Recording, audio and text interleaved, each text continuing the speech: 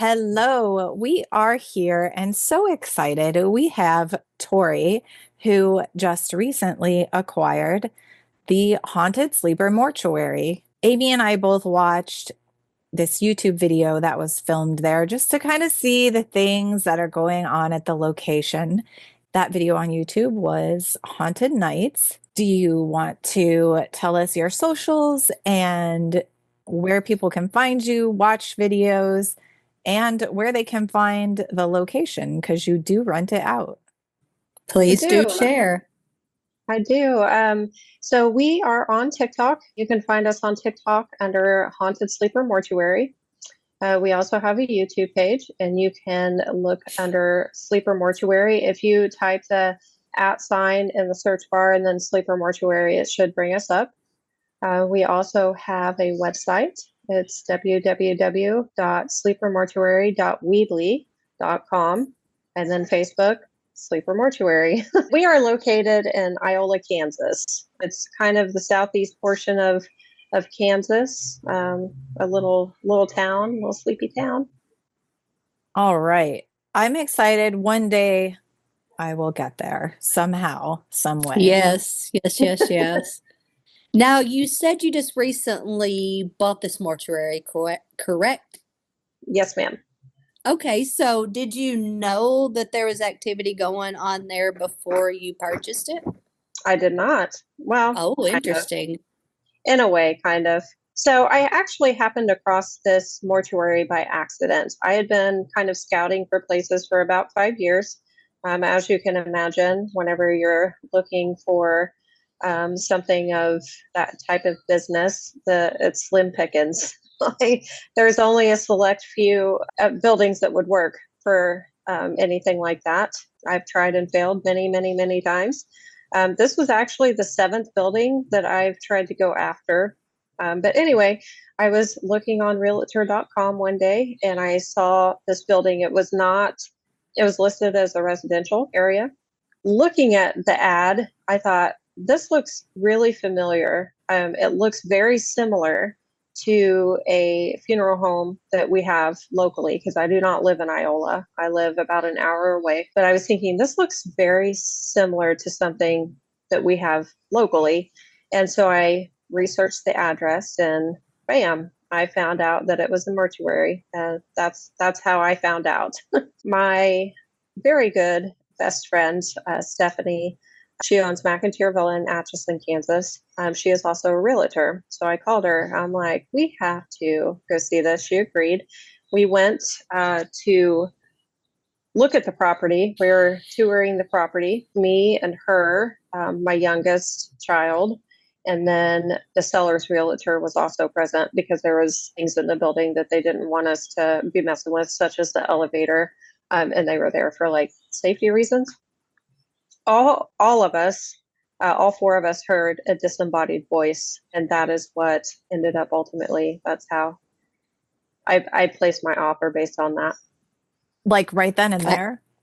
Yeah, yes and no. So it actually is kind of a long, complicated process. It's not an easy. I was already pre-approved for a loan because, at least in Kansas anyway, you can't view properties without having a award letter or whatever they call it. But basically saying that you've been pre-approved, that you would be able to get this loan.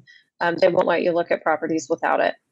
So I went through the process and I got the pre-approval for a residential loan, and then kind of hit a snag to where because the building itself is both, it's dual zoned, residential and commercial, because the first floor is considered a commercial property, is zoning. And the city won't change that zoning because it's within a block of the city square, because we're right off of the city square. So a zone change is not possible with that property.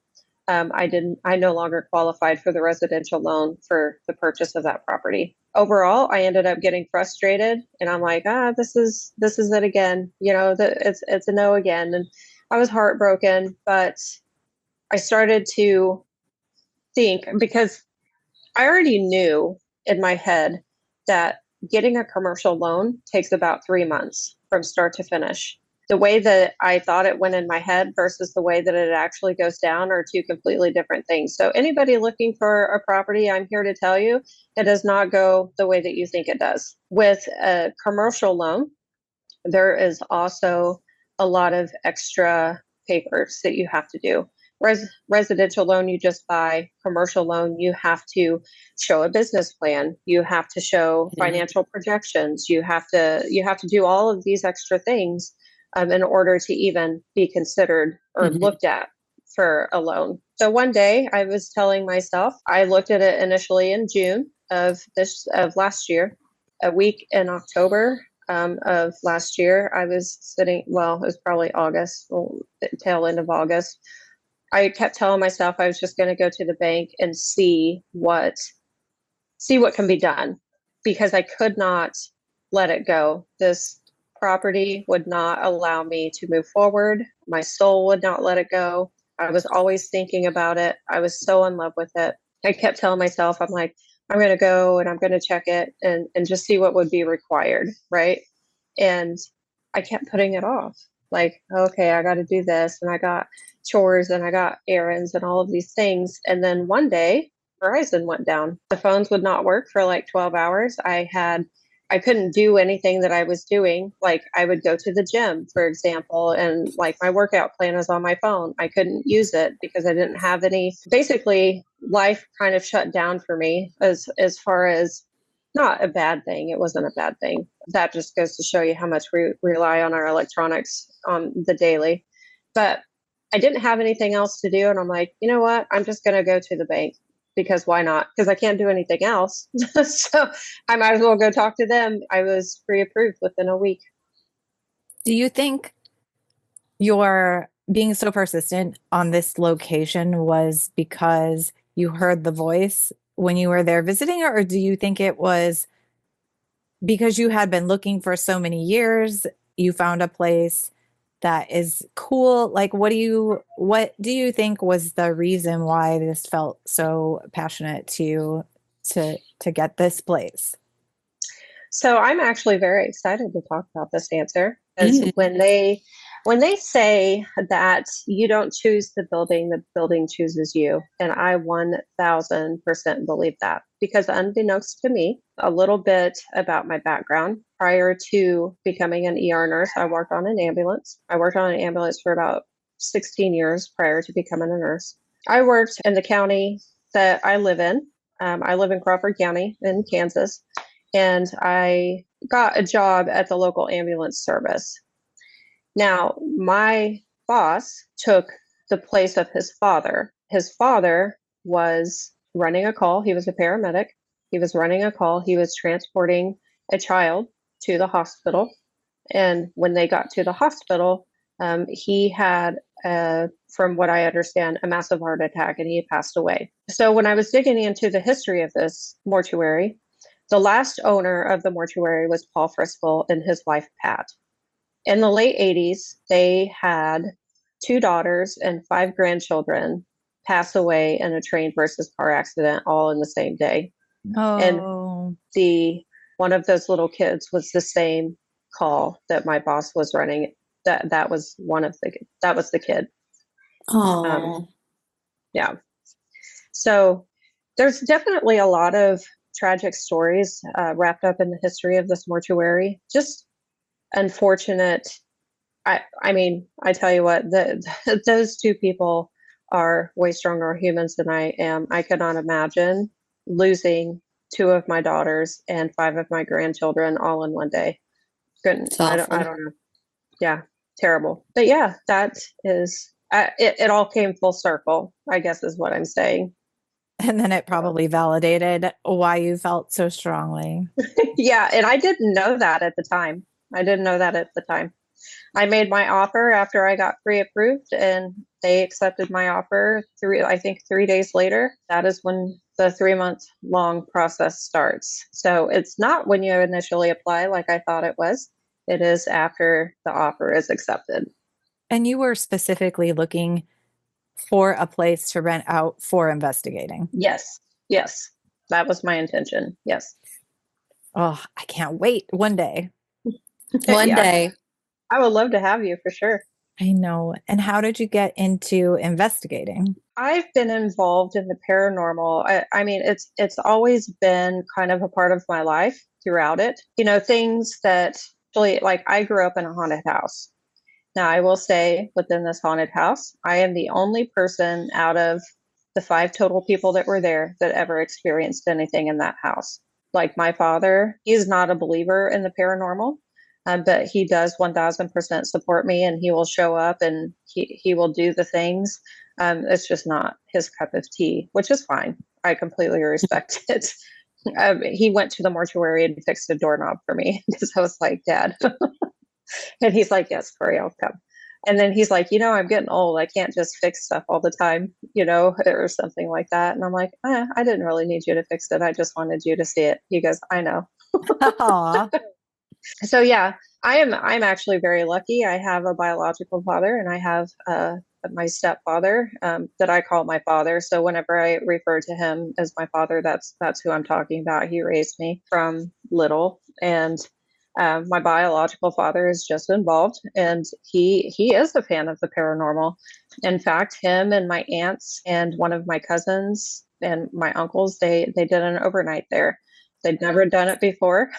That's So so cool. yeah, so I mean, I got it from both sides. I got believers and non-believers, but I squirreled for a second. But yes, I grew up in a haunted house, or at least in my mind, it was a haunted house. And that is ultimately what got me in there. And do you think you have ability? Like, why do you think you experienced the things at your house, but other people didn't? I'm not sure. Would I say that I'm sensitive? Probably.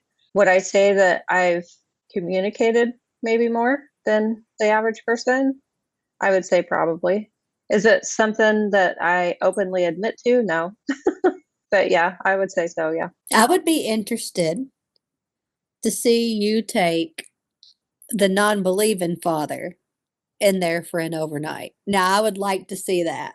I will say that there is only one single time that I have ever heard him mention anything about the paranormal that made me not really question, but I'm like, it's in there. You know what I mean? Mhm. And it was an unfortunate situation. My grandmother had a stroke, Oh, and I'm she was sorry. in the no, it's okay. She was in the hospital, and she was on comfort care, and she ended up passing away that night. And as we said our goodbyes and we were walking out the door, all of the power in the hospital went off, and then it kicked over to generator power. And my father, he's like, I can't remember exactly what he said because I was kind of shocked he said it, but he's like, well, there she is, going out with a bang. And that is the only thing I have ever heard him say ever in the history of my life. And Oh, he's never said anything since then. That's funny. He's like, okay, that was weird and interesting, even for a skeptic. Yeah. right. Yeah. See, I would like to see him go in just simply because he doesn't believe. He's skeptic, and I appreciate and respect a skeptic. So that Hmm. you'll never hear me be like, nope. That Yeah, would be me. yeah, I all the love in the world to you because I mean, not everything's paranormal. Right. Right. And it's not.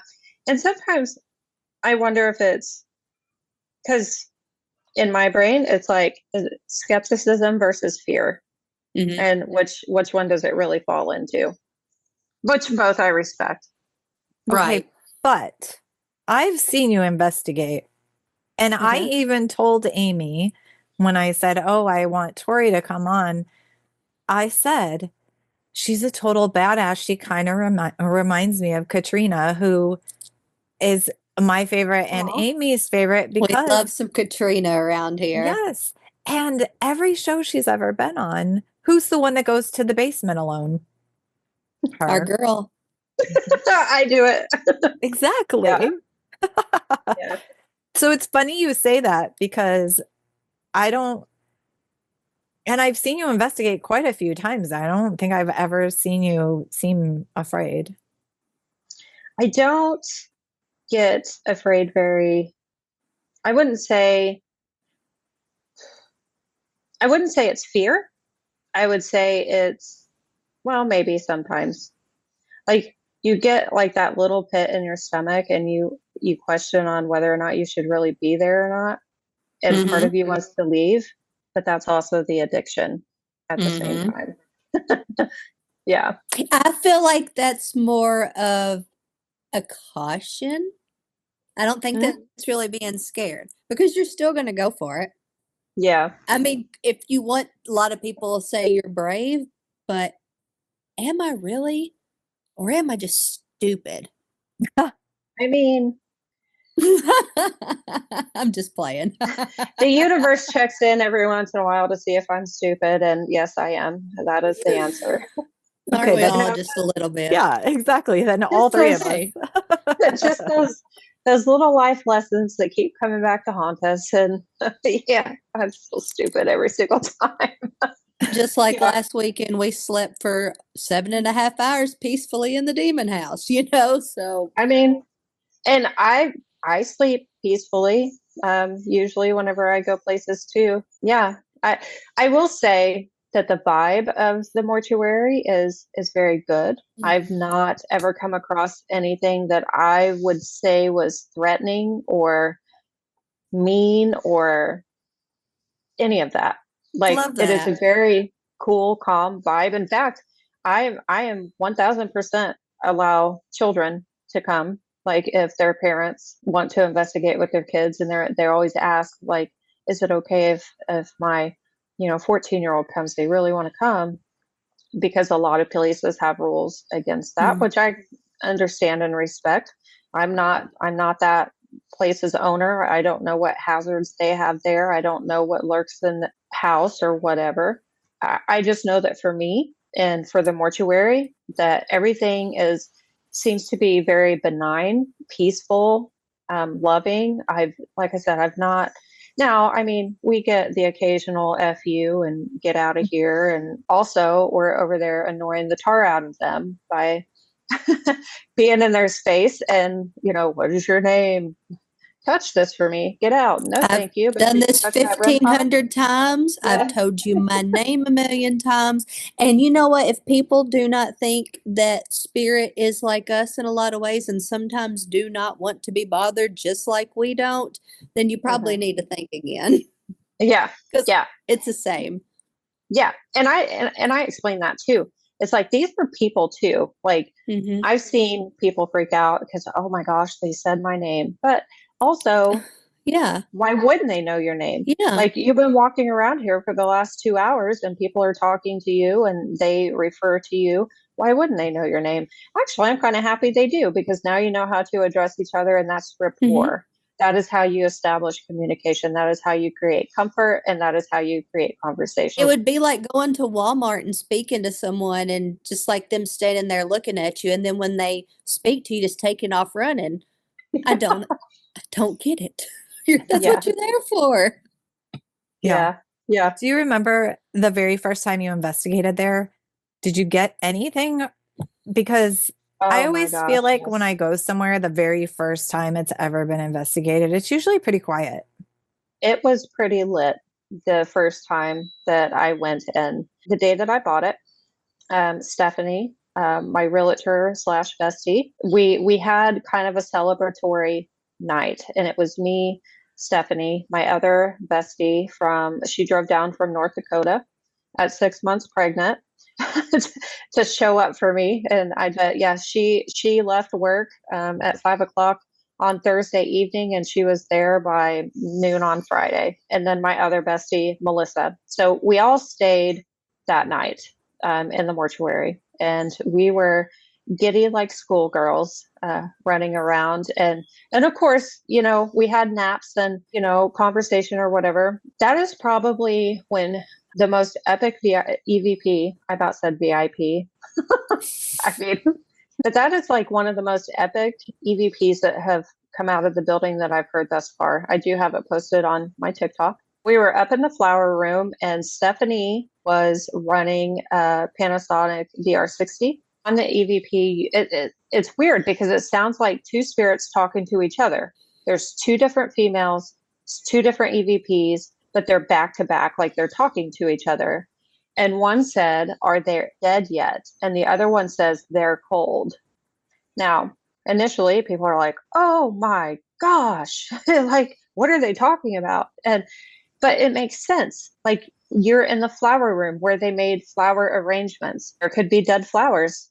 They probably are cold because flowers are refrigerated.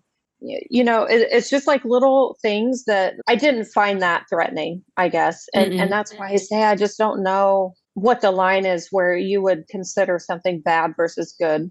You know what I mean? And I guess it all depends on context. I was not threatened by it, but that's the most epic EVP that I ever got out of that building. And that was the first night that we were there. They might have just been simply curious about you guys because you were new Mhm. to the building, and maybe she did reach out and touch to you and it felt cold. So it's like, I don't know why Mhm. they're cold. I guess they I are. mean, and God bless, it was cold because it was snowing. It was Oh, snowing outside. that's awesome yeah, to hear that. That's great. Yeah. I Yeah. do like I want to know, you said that this was kind of put out as a residential, right? In the hmm beginning? hmm Why didn't you consider living there too? Because I don't want to live where I work. I think, like all good things, you still have to create a safe space for yourself. And I'm not Mhm. saying that it's not a safe space, but you need brain space, you need personal space. And I feel like if I were to live there, then my time would be consumed with it. And I have to have balance.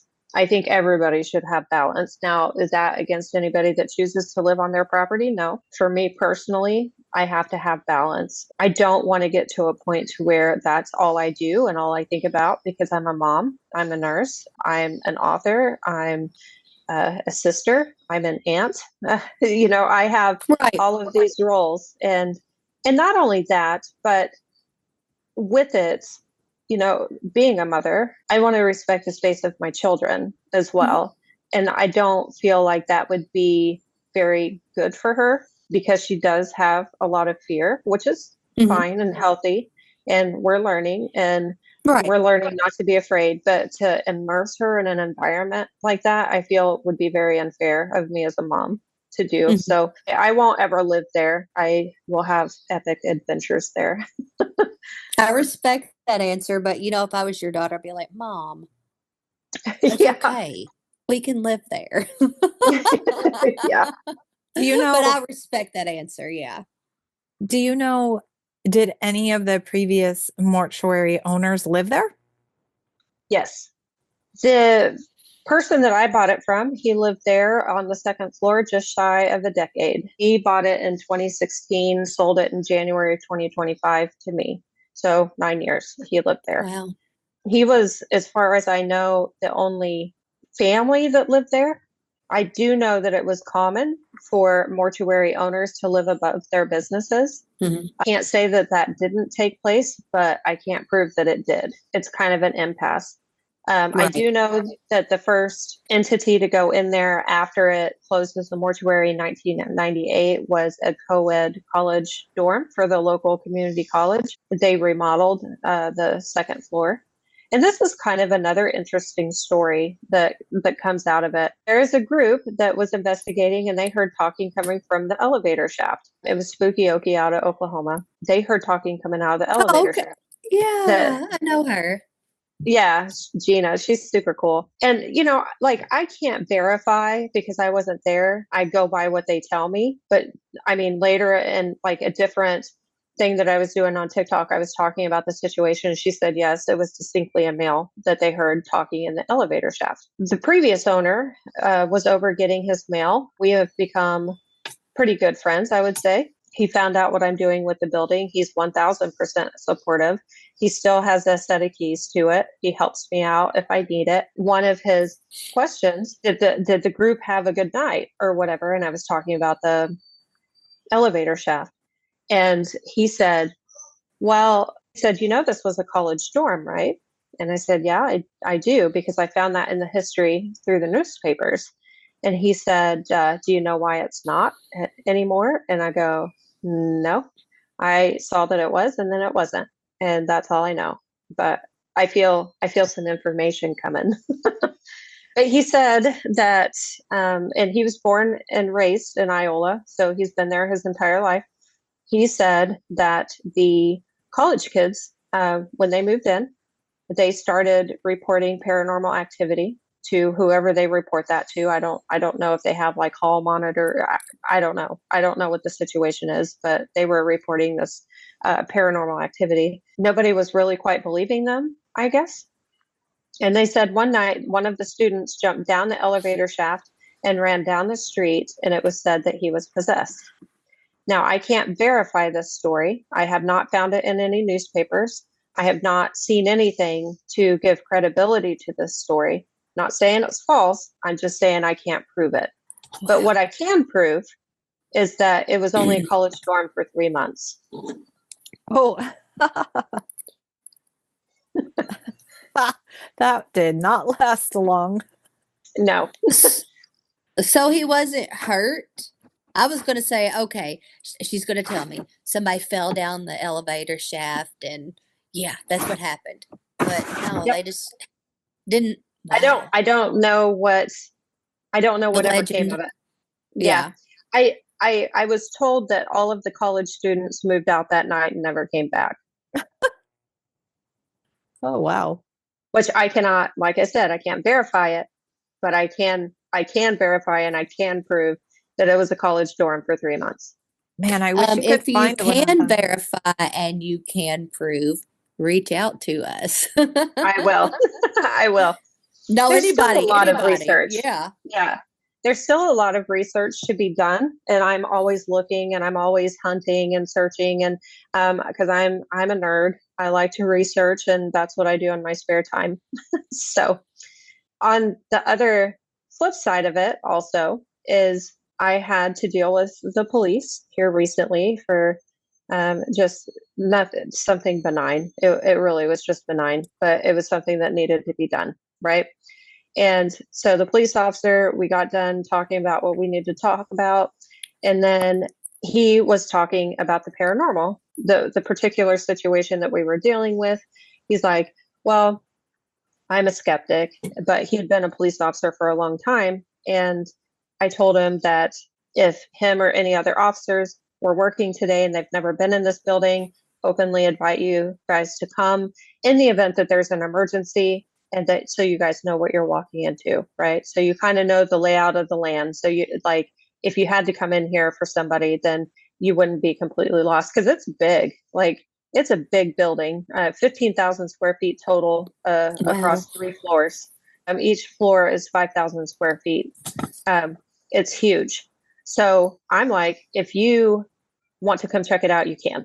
And he's like, oh no, I've been all over this building. I know that there was law offices in there at one time too, but he had started to talk about some calls that he had been on for there was some college students that would call 911 because they were hearing talking in the house, and they thought somebody was in the house, and they would have to come and clear the building.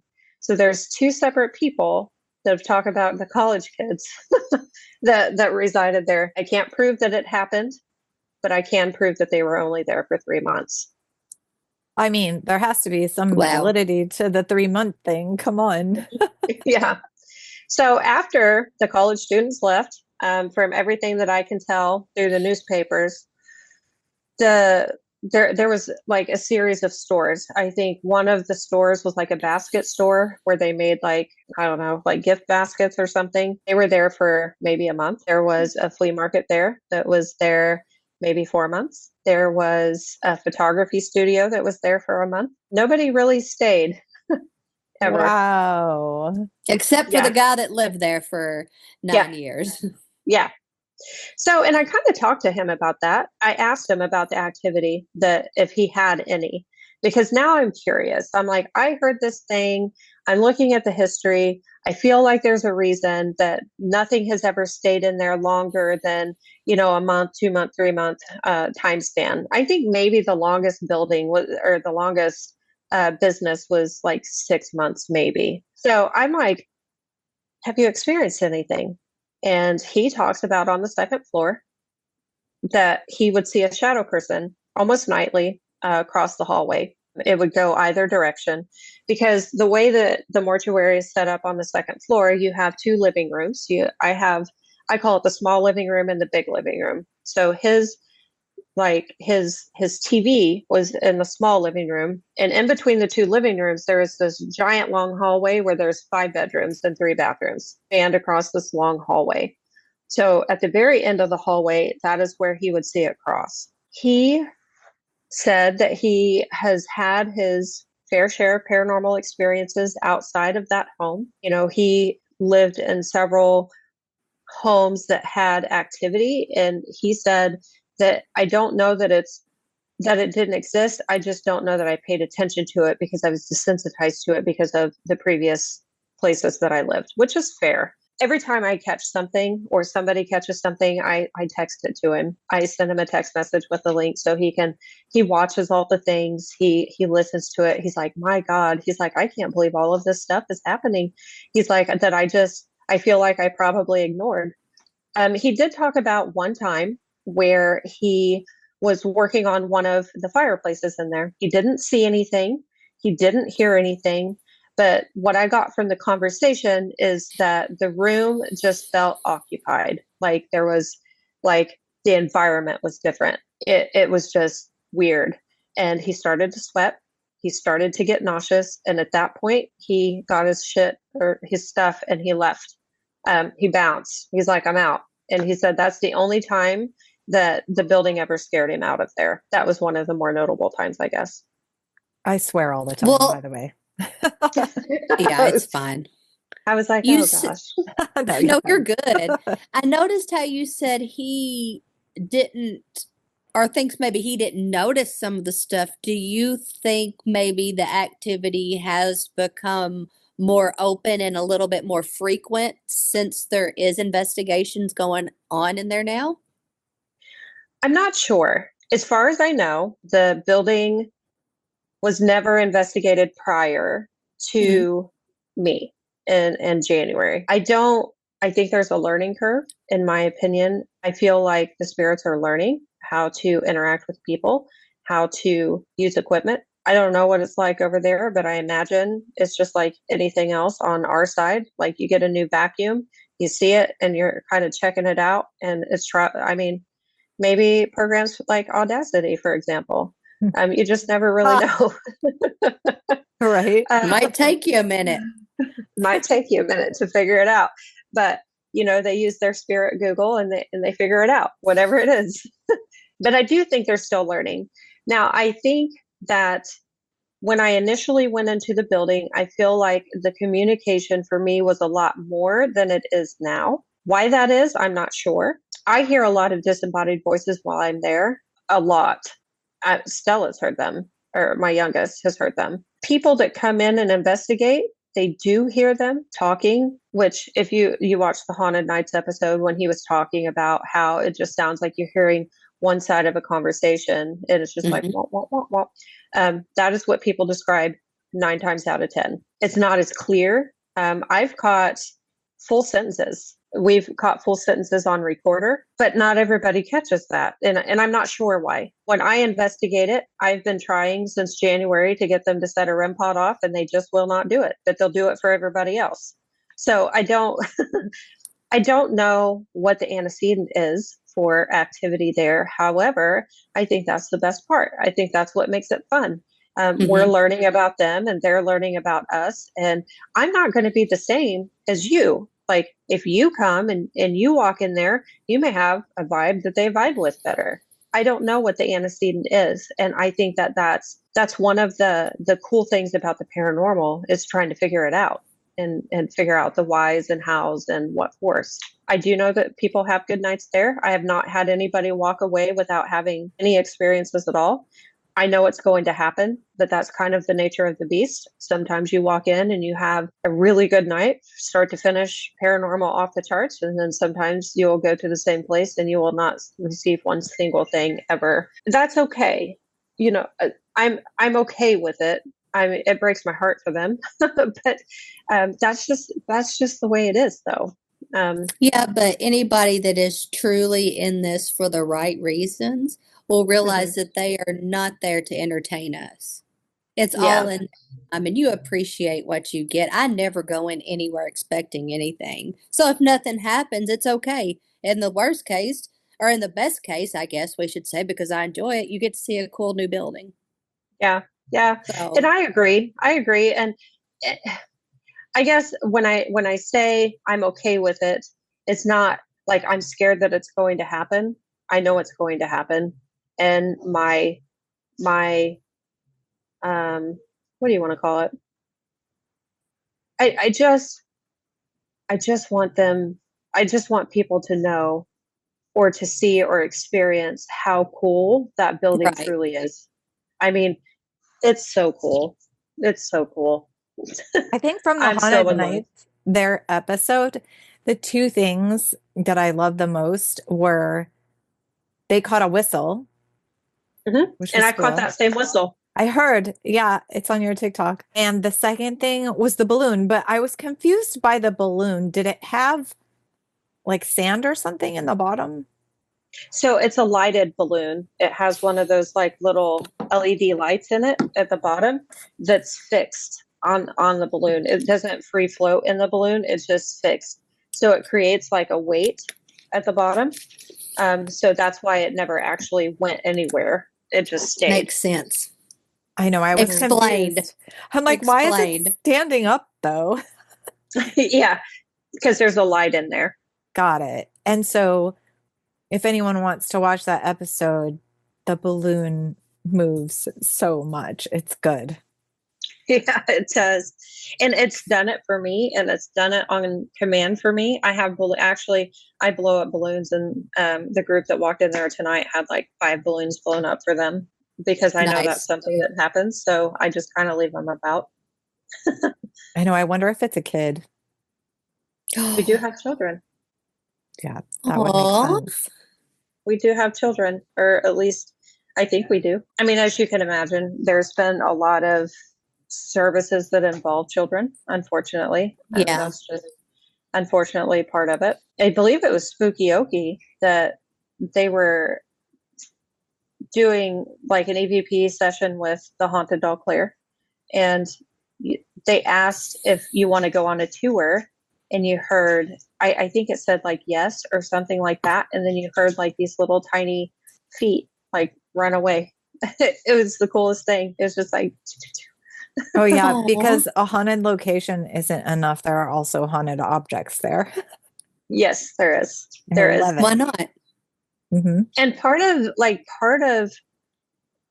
like my passion and my drive and my love goes to education as well. I own a mortuary, and I thought that it would be cool to be able to educate people on post-mortem things and memorials and things like that, because first and foremost, I'm still a human being and I still have feelings for the families that have lost people. We've all lost somebody. We all know that it sucks and it's sad and it's terrible, and nobody wants to experience that, but we all have to at some point. But I make it a point to educate, especially on methods of memorializing the dead. So in there, I do have different forms of how they would memorialize the dead in the past. So I have mid to late 1800s Victorian mourning wreath in there that people can look at. It's from anywhere between 1850 and 1899. It is the frame is also that time frame. It's a woven wreath that has like a dove in the center of it. It's not made of human hair. They come in both forms, where they would make these wreaths out of the hair of the deceased. They would weave it into patterns that resemble a wreath, flowers and that kind of thing. They would just use hair as yarn, basically. And they would create like these intricate and elaborate wreaths that they would hang in their homes to memorialize the person that had passed away.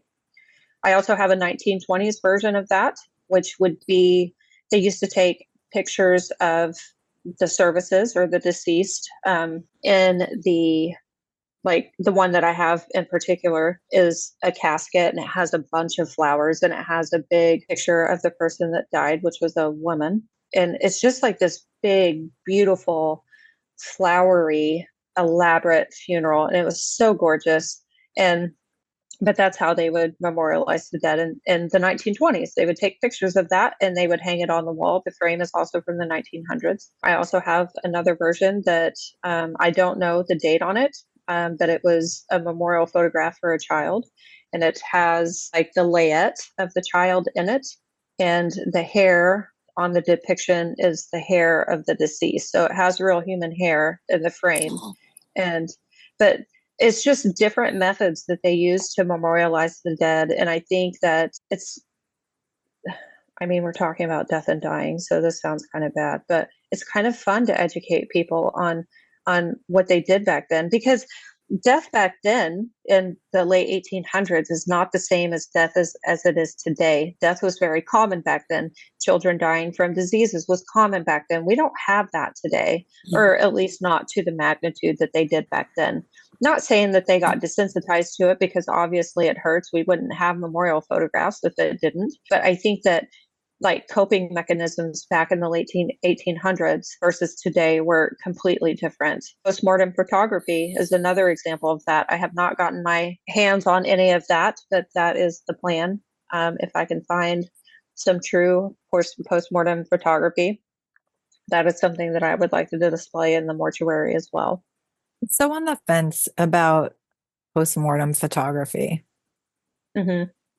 I don't know. Well, the reasoning behind it is back then, in the era that they did the postmortem photography, photographs back then were very, very, very expensive. And people, it wasn't like it is today, like we can snap a picture and go print it off for 15 cents at Walmart. For them, it was very expensive, and it wasn't something that the average person could afford. So what they would do is instead of taking family portraits every year that they couldn't afford when somebody passed away, they would take basically family portraits, and they would pose the deceased in poses of a living person, and they would take basically a last family portrait to make them appear alive, as that was the form of their memorialization of that person. And see, I love the photos. No, it's I not do. that I I love 'em. don't like them. It's just in my mind, that's not how I want to remember someone, and that's not the last memory that I want to have of them. I don't know. That's the only reason. I get it. And that's valid. I mean, that's completely valid. That's not something we would do today. I mean, we do have postmortem photography to a degree. Moms that lose their babies when they're born, or whatever the case may be. I mean, you see postmortem photography mainly in those cases, but you don't really see it beyond that. But also, I guess, I don't even know how I want to say it. Back then, like, because death was so common, I don't think that they viewed it the same way that we do today. That makes sense. It was just, oh man, like we lost a family member, and this is how we're going to remember them, because they don't have pictures. And I mean, they don't have like 20 pictures from the last 20 years, or anything like that. And they're like, this is how we're going to do it, I guess. I mean, they can't put obviously ashes in a sparkly little sphere, and it's way different. Yeah. I mean, and I think that that's the only reason, is because we like in our society today, we have the luxuries of, being able to just take a picture. Like, we're recording this podcast right now. If something were to happen to me tomorrow, you guys could look at this podcast and be, man, she was a cool ass chick, That is a good point. have to, definitely. Right. like, No, you wouldn't have to take a picture of me because you already have a video of me. right. That does make sense, especially if, say, your 5-year-old passes away. You back in the 1800s, you probably don't have many photos of them. No. You may not If have any. If Yeah. any, because it was so expensive, people just couldn't afford it. Yeah, it makes sense. And I have pictures of people sitting next to me right now, postmortem. You know what I mean? Like, I don't think it was weird back then, but living now and having a niece who passed at 4, just shy of her 5th birthday, and having a dad that passed, like, I wouldn't have taken pictures of them post-mortem, but like you said, I have a ton of pictures of them, and that's how I want to remember them. So it was just a different time. It was a different time. I'm glad that we have the technology that we have and that we don't have to do things like that. And like I personally wouldn't want to have pictures like that of anybody in my family, but I guess I understand the reasoning as you do, the reasoning and the whys, and I think that part of history is fascinating for that. Essentially, they went without, and that was like basically the last moment that they had to create something that they could remember him by. Because I feel like as humans back then, as we are now, we're like, man, I hope I never forget the way that they laughed. I hope I never forget the way that their voice sounded. And then could you imagine thinking, I hope I never forget what they look like, and just never having that opportunity to preserve something as simple as a picture. Right. Because I'm sure in the 1800s, the average person didn't own a camera. Mm-mm. Mm-mm. I mean, my goodness, my dad passed away in 2004, and I've almost forgotten his voice because I don't have recordings. So I get it. Yeah. Yeah, I get it. You just lose that. Yeah. It's not because you want to, it happens. Because we're human. Yeah. Our brains can only go so far. They can only carry us so far. We're human. And unfortunately, that's just the nature of the beast. We forget things. I would recognize his voice if I heard it right now, but just trying to remember actually it's actively different. recall Yes. Yes. Did the mortuary start, do you think, having funerals and things in the 1800s? So yes, it originally was built by Lyman Sleeper in 1886. The original building was located next door to mine. It burnt down in 1915. When Sleeper Mortuary first started, it was actually called Sleeper Furniture and Undertaking.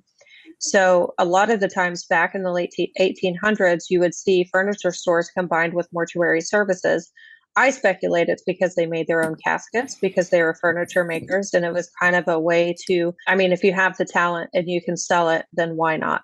You know, Double money. I mean, yeah. I mean, they have to feed their families too, you know, and so a lot of, if you look into any funeral home that was in the 1800s, typically that's what it would be, a furniture store plus undertaking services. So Lyman built that store, and then, like I said, it burnt down in 1915. So in 1915, the total loss of that store was listed as $20,000 according to a newspaper article. That's a lot of money back in 1915.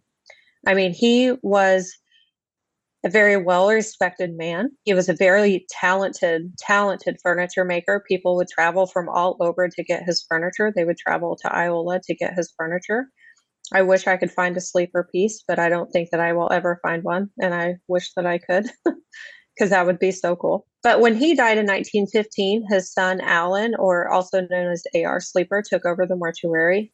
He had worked with his dad in the business prior to that, but he took it over once his father passed away. My building was built in 1920 as a replacement to the original that was located directly next door to mine. Alan Sleeper ran it with his son, John, all the way up until 1958 when Alan passed away. He was an old man. He passed away. I didn't find a cause. I imagine it was natural causes. I want to say he was in his 80s. And then his son, John, ran the mortuary after that point. So John Sleeper died at 49 years old in 1960.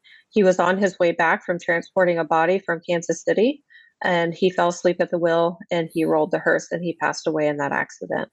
So that is when you see the name change from Sleeper Mortuary to Porter Kinzer, because they bought it from the Sleeper estate. It goes through like several name changes throughout the years. It's honestly kind of hard to track exactly what it was called throughout the years, simply because you would have different morticians kind of come in and out, and they would buy stock in these companies and they would work together. So you typically, like even today, if you look at a funeral home that you have in town, typically probably has 2 last names and then funeral home.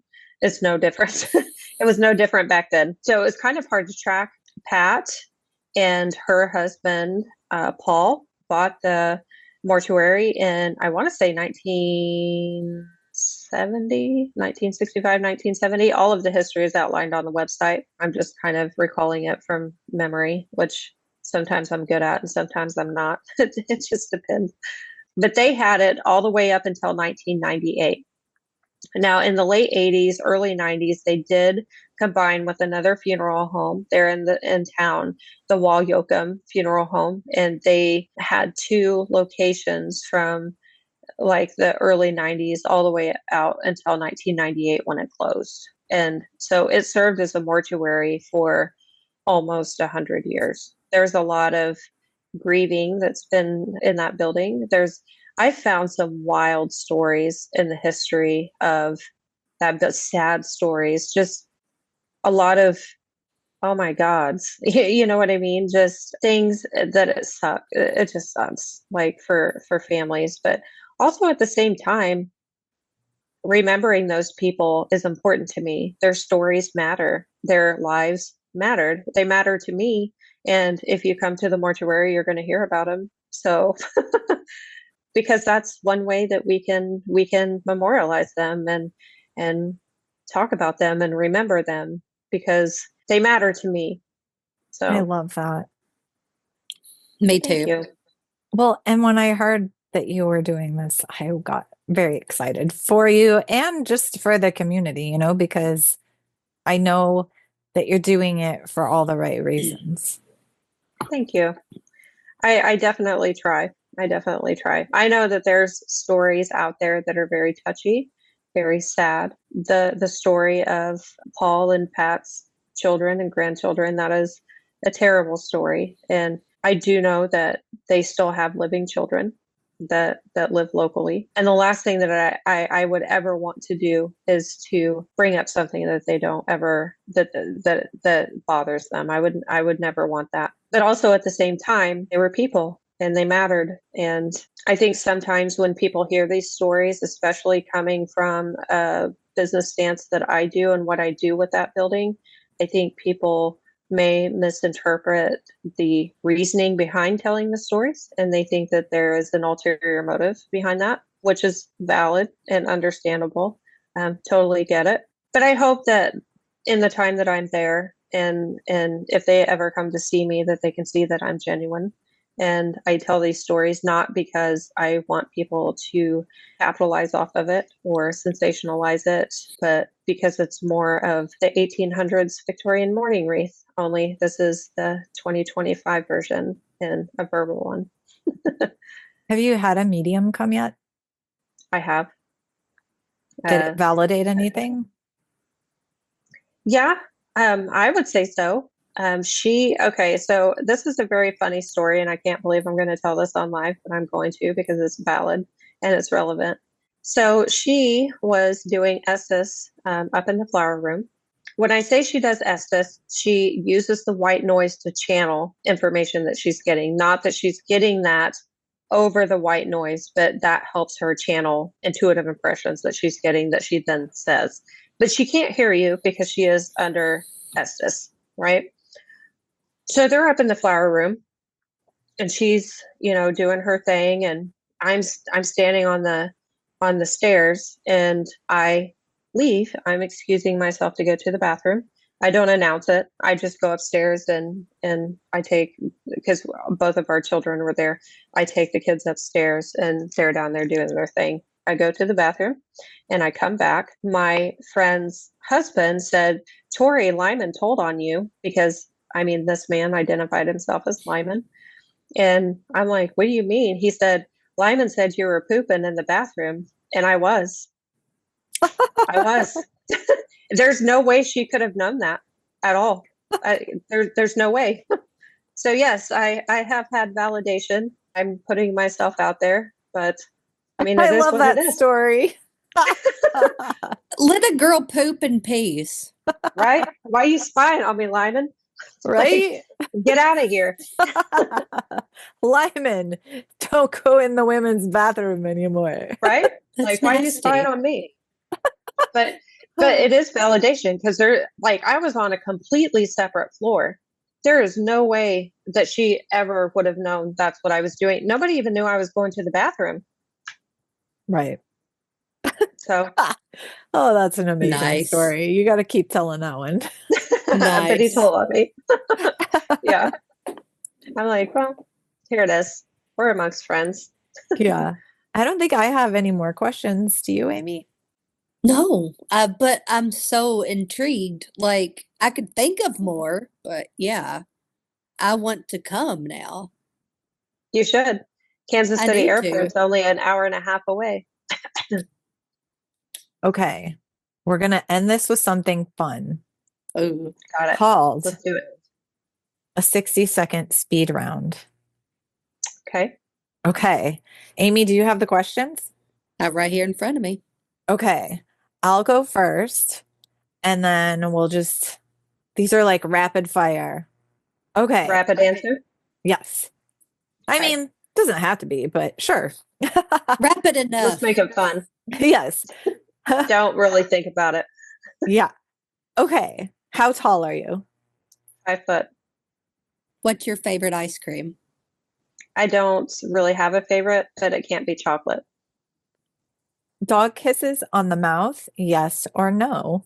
Hell no. Dogs or cats? Dogs.